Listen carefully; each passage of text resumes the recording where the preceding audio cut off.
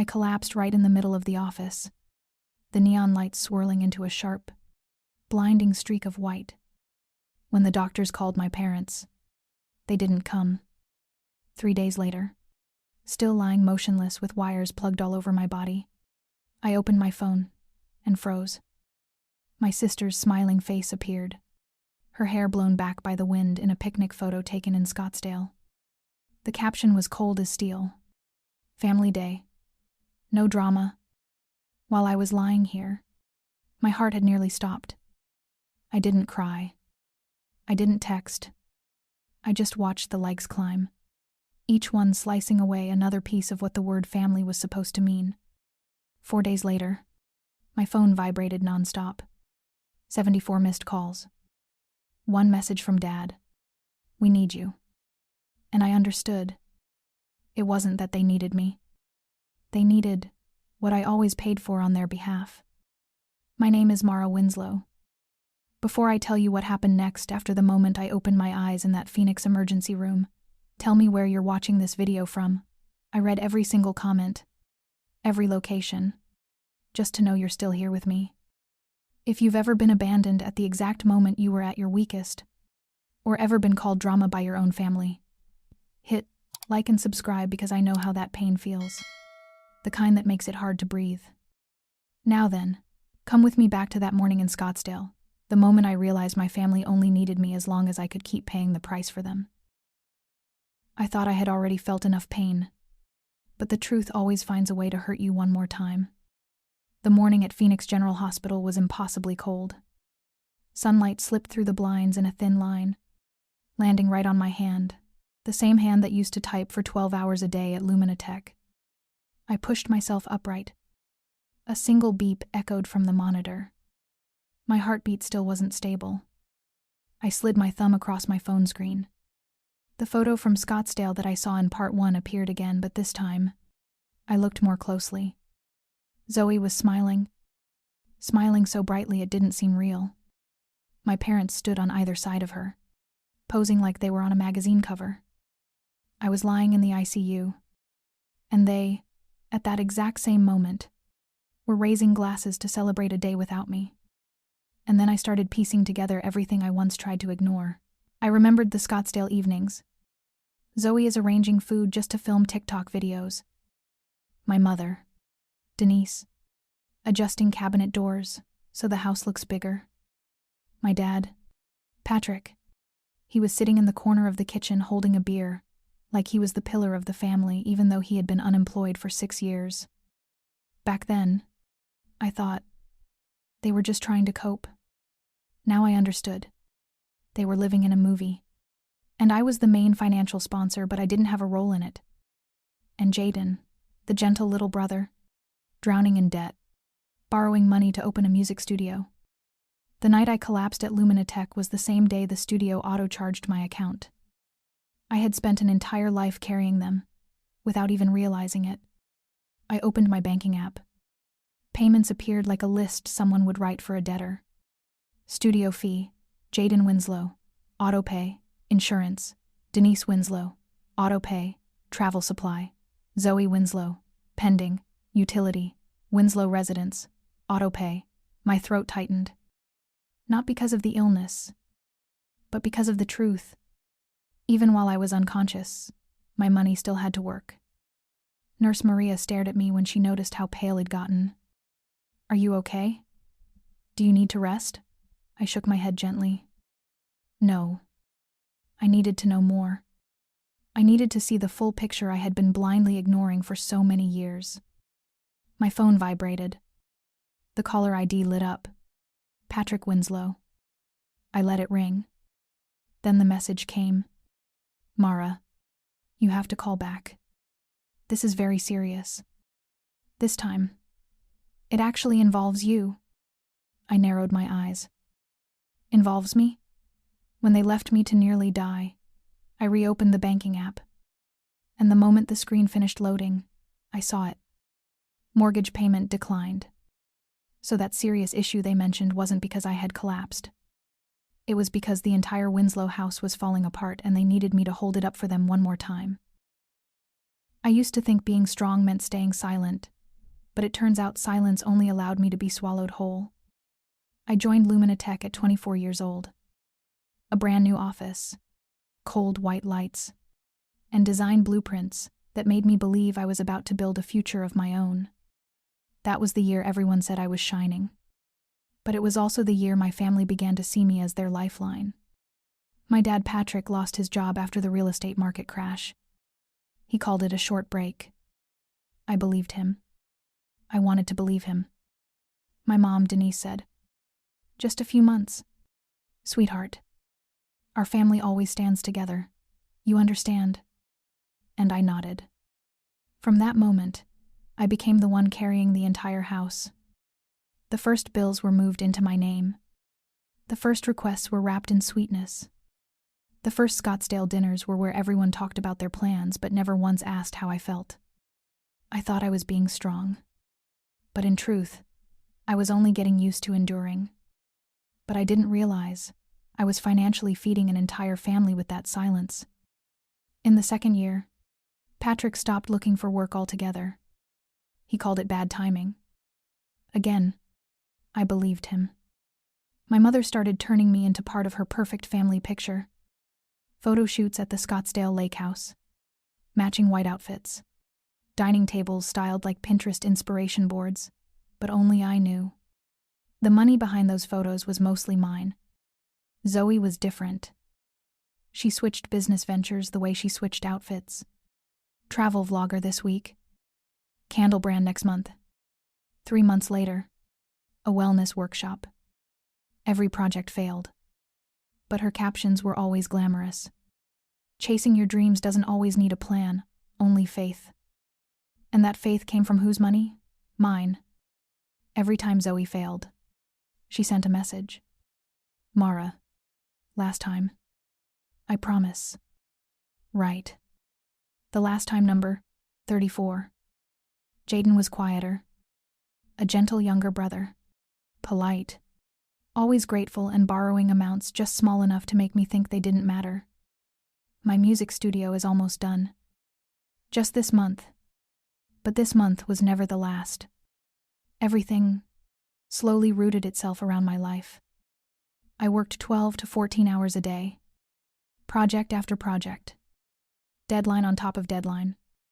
But what exhausted me wasn't the job. It was the family messages. "Sweetheart, the electric bill is a bit high this month." "Sis, the studio had a small extra fee." Zoey ran into something. "Help her one more time. Please, I paid. I paid it all." No one asked if I had enough money. No one asked if I was sleeping. No one knew I spent many nights driving around Highway 101 just to cry alone. Once, I collapsed right in the Luminatech parking lot. I sat inside my car, forehead on the steering wheel, chest tightening so hard I couldn't breathe. But when my phone rang, I still picked up and answered Zoey. I thought, if I just push a little more, everything will be okay. But there was no okay. There was only me wearing down year after year. It was a summer night in Scottsdale. The air was suffocating, with no wind at all, and the smell of asphalt rose from the ground like steam from a pressure cooker. Everyone in the house was arguing about Zoey losing her sponsorship deal. Jaden walked out halfway through. My mom blamed my dad. My dad set his beer down, shaking his head like the entire world was resting on his shoulders. No one noticed me standing in the doorway. No one noticed I was trembling from exhaustion. Only one person did, Grandpa Leon. He placed his hand on my shoulder, as gently as if he feared I might break. "Mara, you're holding this entire family up on your shoulders." He looked straight into my eyes, the look of someone who has lived long enough to recognize the cruelest truth. "But who is holding you?" I opened my mouth, but no sound came out. I only felt a truth so cold it stung my heart. No one. And that was the first time I asked myself, if I let go, where would this family fall? The answer came faster than I expected, and it hurt far more than I was prepared for. I thought that once I left the hospital, everything would be calm. but calm as just the mist before a storm. I signed the discharge papers in the afternoon. The Phoenix sun dipping, but the heat still rising from the pavement like a furnace. The hospital hallway stretched out like an old film reel, lulling me with a silence I knew wouldn't last long. I stepped into the parking lot. A small breeze. The familiar smell of dust and smoke. No more monitors. No more doctors. Footsteps. Just my heartbeat. Slow, but heavy. My apartment was on the 7th floor. When I opened the door, the click echoed, and I realized I couldn't remember the last time I had truly been home. The room was so quiet, I could hear the faint vibration of the air conditioner. I dropped my bag on the floor. The space I knew so well suddenly felt wide and hollow. I had just escaped the hospital, but what waited outside was far more terrifying. The first notification appeared, and from there, everything began to slip out of my hands. My phone buzzed the moment I plugged it in. 1, then 2, then 3 times. Patrick Winslow's name flashed repeatedly across the screen, mixed with messages from Denise, from Zoey, and a voice message over 2 minutes long. I opened the first message. "You have to call back immediately. It's serious." "No. Are you okay?" "No, we were worried. Just orders. Pressure." The tone I once believed I had no choice but to obey. Denise sent another. "You don't understand. I'm overwhelmed." A sentence crafted to trigger guilt, the same tactic she used whenever she wanted me to choose responsibility over myself. Zoey left a voice message. Her voice trembling. I couldn't tell if she was crying or performing. "Mara, we need to talk right now. Our family is in big trouble." I had never heard Zoey lose her composure like that. It sent a chill crawling down my spine. And Jaden? Not a word. Not even the 3 dots typing. His silence was the loudest sound of all. I leaned back in my chair and took a deep breath. Then I looked down at my phone. A bank notification popped up. Transaction failed. Automatic payment declined. I opened the details. My veins tightened. Mortgage, Winslow residence, declined. Insurance, Denise Winslow, frozen. Card, Zoey Winslow, locked, due to insufficient funds. Studio fee, pending collection. Jaden Winslow. It felt like someone had yanked the ground out from under me. Every payment I had quietly covered was now collapsing at the same time. I tried to stay calm, but each line on the screen signaled one truth. They were falling apart, and they wanted me to patch everything back together. I remembered the house in Scottsdale, beautiful exterior, sunshine, clear lake water, but behind it were debts stacked high, illusions held up by me. From the hospital to this apartment, I realized I hadn't escaped anything. I was being dragged into the center of the storm. The phone rang again. Patrick calling. I let it ring a few more times. Then I answered. His voice was hoarse, like someone who hadn't slept in many nights. "Mara, you need to listen to me." I stayed silent. He swallowed hard, then said the sentence that stopped every breath inside me. They're about to seize the property." I shot to my feet. The room spun. My heartbeat surged as if someone were squeezing my chest. He continued, voice breaking. "Mara, if you don't help, this family loses everything." I stared at the wall in front of me, and for the first time in my life, I asked myself, if I let them sink, what would actually happen?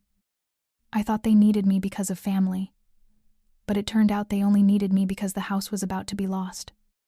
The phone kept ringing nonstop, as if the entire Winslow family was trying to break down the door of my Phoenix apartment. The sound echoed through the stillness of my living room, the place I once called safe. The first message came from my dad. "Mara, pick up. It's serious." "No, are you okay?" "No. We're sorry we didn't come to the hospital. Only orders." The second message, from Denise. You have to understand. This is beyond my control. I inhaled slowly.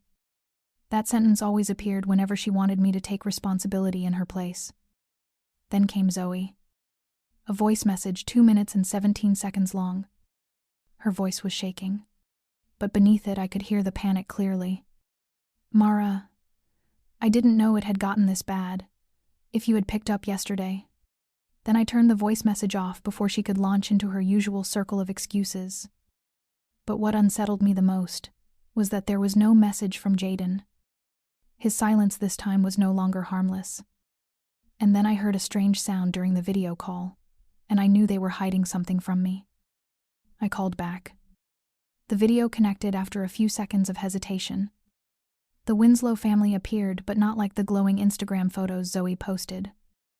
The Scottsdale living room was a mess, with boxes stacked on the floor and paperwork scattered across the table. Denise stood behind them trying to pull a pile of letters aside, but I still caught a glimpse of the bank's logo. Patrick looked at me with exhaustion carved into his face. Zoey hid halfway behind a door. Mascara smudged, not from crying, but from not sleeping. I tightened my voice. What's happening? No one answered.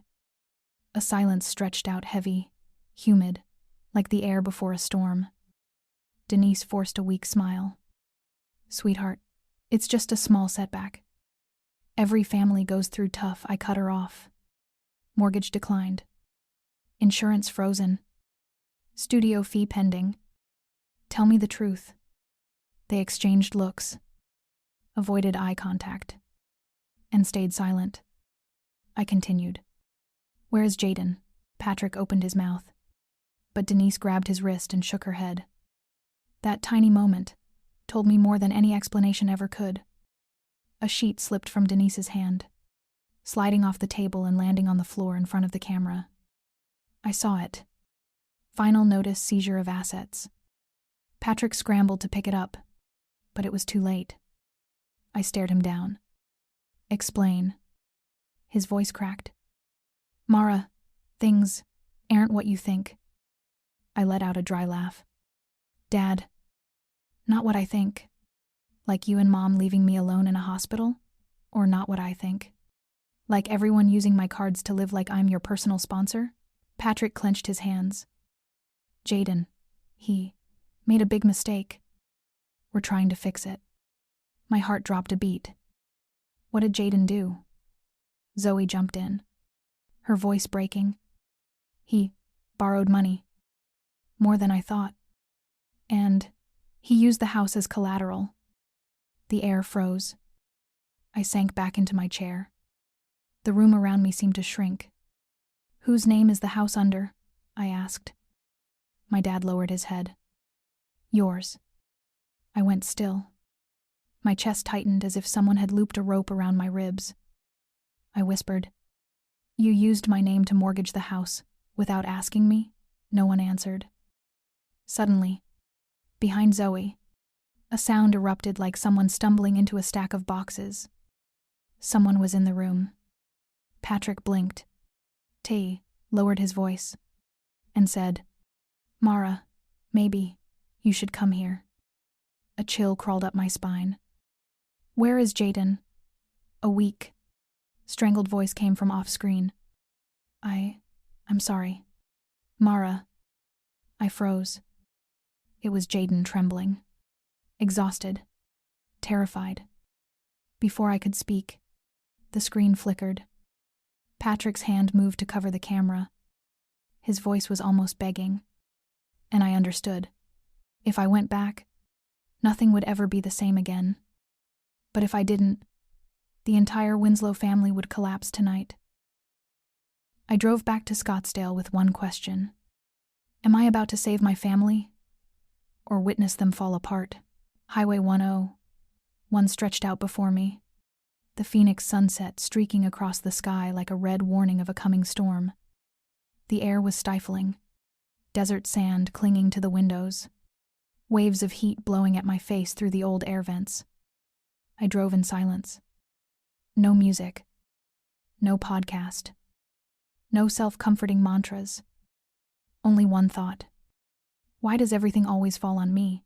The tires rolled mile after mile through Arizona, and each mile stretched another memory inside me. I thought about the hospital, about the photo, family day, no drama, about the secret auto payments, and about Jaden's trembling voice saying he was sorry. When the sign Scottsdale Exit 40 appeared, it felt like I was driving into the darkest chapter of my life. I parked in front of the house I once believed was a home. From the outside, it still looked perfect. Trimmed lawn, porch lights on, freshly painted door. But when I opened it, everything collapsed. Boxes stacked like small hills, bills, debt letters, and bank notices scattered across the dining table. Some curtains pulled down and tossed into a corner. The kitchen had no scent of food, only dampness and stress. The Winslow family stood there. No greetings. No one ran to hug me. No one asked if I was okay. They just stood, exhausted, waiting for me to react. I understood instantly. They didn't bring me back out of love. They brought me back because they were drowning. But what froze my heart was the only person who wouldn't look at me. Jaden. Patrick slumped in a chair like someone who had lost everything. Denise stood near the kitchen door, still trying to hide a stack of documents. Zoey leaned against the fridge, eyes red from sleeplessness but forcing herself upright. I spoke first. Explain. No one answered. I walked to the dining table where unopened bills were piled high. I flipped through them, one by one. Final notice, seizure of assets, default warning, overdue statement, loan acceleration, letter. I turned back to them. How long? Patrick swallowed hard. About 8 months. 8 months. 8 months of watching me burn out. 8 months of knowing this would explode. 8 months without saying a word. Zoe's voice shook. I thought we still had time. I thought I could fix it. I cut her off. Whose name is the house under? Patrick shut his eyes. Denise turned away. Zoey bit her lip. I repeated, each word sharp as glass. Whose name is the house under? Patrick exhaled like someone tightening a noose around his own neck. Yours. The room went so silent I could hear the blood pounding in my head. I stepped back. Not out of fear, but because I finally understood. They had gambled their entire lives on my back. Jaden stepped out from the hallway, pale, hair messy, and t-shirt wrinkled. He couldn't bring himself to look at me. Patrick answered for him. His studio failed. The debt piled up. The lender wants the property. I asked. How much? No one answered. I repeated, firmer. How much? Zoey blurted it out. 162,000. I stood frozen, unable to breathe. Jaden burst into tears. I thought, I could earn it back. I'm sorry. Mara, I'm so sorry. I didn't speak. I couldn't. It felt like my entire being dropped off a cliff. Denise grabbed Jaden's shoulders, voice trembling. He's been severely depressed for almost 2 years. I spun around. 2 years. And no one told me. Denise cried. You had just moved to your new department at Luminatech. You were busy. You were rising. I didn't want to bother. I slammed my hand on the table. Didn't want to bother me. Patrick cut in. You always handled your own life. We didn't want to drag you down. I let out a hollow laugh. A laugh with no joy at all. Drag me down? Or was I the flotation device you all clung to? No one could deny it. Grandpa Leon stepped out of Jaden's room. I hadn't even known he was here. He placed a stack of documents on the table. Mara, you need to look at this. I opened the file. The first line sent a shock through my head. Primary owner. Mara Winslow co-signed. Patrick and Denise Winslow signature verification. Failed possible mismatch, I looked up. You forged my signature? No one denied it. Zoey screamed. It was just a signature. I panicked. I just wanted to save our home. I looked at Denise. And you let them do it? She cried harder. I thought you wouldn't find out. You're always strong. You always handle everything. The words "you always handle everything" hit me like a slap. I slowly sat down. My heart tightened slow, deep, painful. They didn't need me. They needed my ability, my money, my name, my life to patch the holes in theirs. But the worst part wasn't the money. It was watching Jaden collapse in front of me. Jaden sank to his knees. Not for drama, but because his legs couldn't hold him. I messed up. I made everything worse. I'm sorry for making you carry all the weight. I saw the little brother who used to follow me around our backyard. Now a grown man. Shattered. I felt pity. And anger. And loss. And a grief that couldn't decide which direction to spill. Patrick spoke. His voice old and brittle like crumpled paper. Mara, if you don't save us, they'll take the house next week. I looked at my parents. At Zoey's. At Jaden's. And I understood. It wasn't that they wanted me to save them. They wanted to pull me down with them. Grandpa Leon slid one last file toward me. You have a choice. Mara. I looked at the bold line on the first page. Liability Transfer and Protection Trust, drafted for Mara Winslow. A choice, to save myself. Or save them, but not both. I left the Winslow house with one clear truth. I cannot save them, but I can save myself. I opened the door and stepped outside. The Scottsdale night air was thick with red dust and the leftover heat of the day. The house behind me was silent like a corpse, a place that was once a family home, now just a shell filled with debt and secrets. Patrick stood at the doorway. His eyes were red, but he didn't dare come closer. Denise clutched his arm, as if afraid I'd see the panic in her eyes. Zoey stood farther back, holding onto the porch column, her cracked makeup streaked from crying. Jaden sat on the front steps, head hanging like a child who'd just lost his entire future. I looked at them, truly looked, and for the first time in many years, I didn't feel responsible for their collapse. They had done this themselves, and I had only just woken up from a long, dangerous sleep. I turned away and walked toward my car. The door shut behind me, sealing out every sigh, every plea.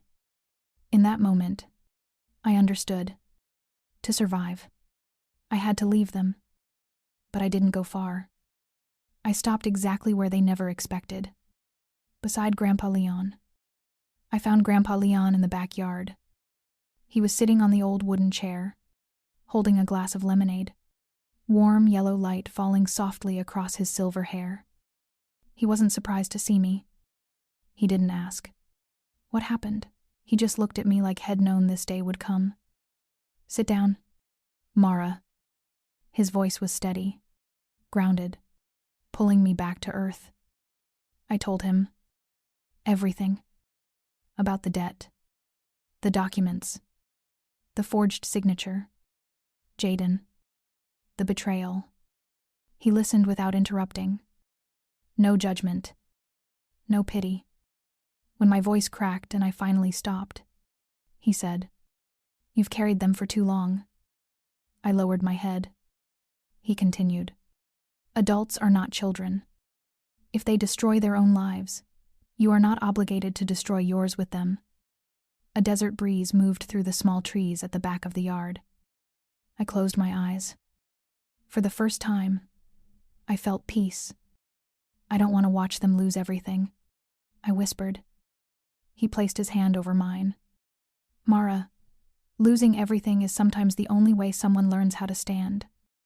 I opened my eyes. And in that moment, I knew I would never be their lifeline again. I drove back to Phoenix that same night. My small apartment greeted me with a comforting silence. I turned on the lights, spread all the documents Grandpa had given me across the table. Signature verification reports, mortgage agreements, warning letters, card statements, fraudulent transactions, studio debt confirmations. I sorted them, marked them, created categories. I had never seen my financial reality so clearly. My phone lit up. The bank. I answered. Ms. Winslow, we have compared the documents. I held my breath. The signature on the loan contract does not match your verified signature at all. I closed my eyes. It wasn't just evidence. It was a verdict. My family had crossed the line into illegality. This was no longer exploitation. This was fraud. I stood up. No more shaking. No more fog. I called Grandpa Leon's attorney. My voice was clear, steady, and powerful. I am ready. Let's begin the protection process for me. My shoulders felt weightless. A kind of weightlessness I hadn't felt in years. I had just sat down on the sofa when my phone buzzed. Zoey is calling. I almost didn't pick up, but something made me press accept. Her voice burst through, frantic, broken. Mara, you have to come back, right now. I tightened my grip on the phone. Zoey. What's happening? A noise crackled through the speaker. Heavy fists pounding on a door. Then a man shouted. Open up. Scottsdale property recovery, Zoey sobbed. They said they need to speak to Miss Mara Winslow. They think you're hiding in the house. I shot to my feet. My entire body went cold. They didn't just want the Winslow house. They wanted me, and I understood if I didn't strike back now, they would drag me into the abyss with them. The next part would not be defense. It would be my first counterattack. I am not running anymore. If they want to find Mara Winslow, I will show up myself. Zoey was still crying as I drove through Phoenix. They're banging on the door like they want to break it down. They said they're looking for you. They think you're hiding. I kept my voice steady. Zoey, listen to me. You do not open that door. You do not sign anything. You do not promise anything. I'm on my way. I hung up. One deep breath. Then I switched the call to speaker and dialed Grandpa Leon. He picked up after one ring. You're moving in the right direction. That sentence filled my chest with a kind of courage I didn't know I still had. I was going to Scottsdale, not to save them, but to free myself.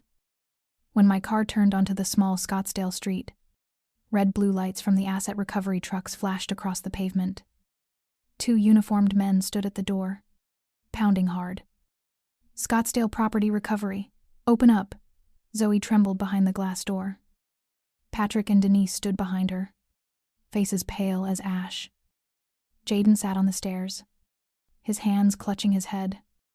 I walked forward, raising my hand. I am Mara Winslow. Both officers turned. One checked his clipboard and nodded. Finally, you're here. His tone wasn't harsh. Not aggressive. Just tired. As if he'd seen too many families fall apart under debt. I stood tall. No apologies. No explanations. Just one sentence. Before you proceed, I need to clarify this house is not my legal responsibility.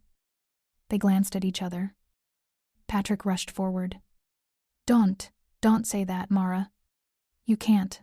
I turned to him. My eyelids didn't even twitch. You no longer have the right to tell me to be quiet. The entire house fell silent. We walked inside. The recovery officers stayed as witnesses. I looked directly at my family. From this moment on, I am not covering any part of this loan. I have reported the forged signature to the bank. I will not pay another cent. I will protect my name and my future. Denise broke down. Mara, you can't abandon your family like this. I faced her, my voice soft but sharp. You abandoned me first. When I was in the hospital and none of you showed up? Zoey flinched as if the words were a physical blow. Patrick lowered his head, hands trembling. I looked at Jaden last. He didn't lift his head, but I saw his shoulders sink. I spoke to him. You were wrong. You were weak. But you are not the betrayer. The ones who owe me an apology are standing behind you. No one could deny it. Grandpa Leon placed a thick file on the dining table. No one dared touch it. He opened it himself, page by page. The loan is under Patrick Winslow's name. Unauthorized transfers Zoey made to the studio account. Text messages from Denise telling them to just sign for Mara.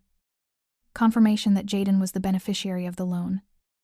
Patrick's face drained of color as he reached the last page. Zoey burst into tears. No influencer image left. Denise stepped back like her spine had been pulled out. I simply stood there, silent. No shouting needed. The truth did all the work for me. I walked out of the Winslow house. No one followed. No one grabbed my hand. No one called. Mara, wait. There was nothing left to hold on to.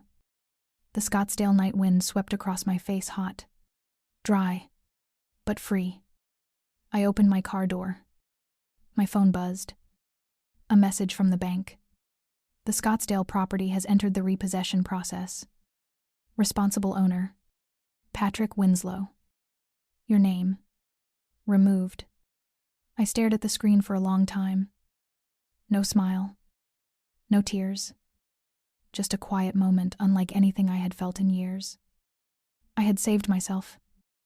And they would have to save themselves. Part 9 would be where I finally found the thing I lost for so many years. A peace that didn't need anyone's permission. I woke up in my small apartment in Denver, where the early sunlight fell in thin streaks across the wooden floor.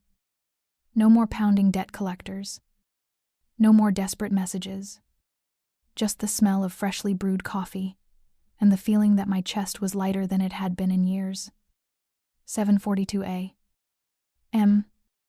My phone buzzed with a short email from the bank. All procedures have been closed. Your name is no longer tied to the Scottsdale property. I sat down and exhaled a long breath. Not victory, but release. I once thought peace would come when my family changed. But it turned out, peace came when I changed. When I stopped trying to fix pieces that were never mine to repair. When I chose to step out of the storm instead of standing in its center to prove something. Jaden sent a short message. I'm trying. Sis. I smiled. Some things don't need an ending, just a new beginning, the right way. Sometimes what we need isn't a perfect family, but ourselves. In our freest version. Like and subscribe so I can share with you more meaningful and beautiful stories about life. See you in the next story.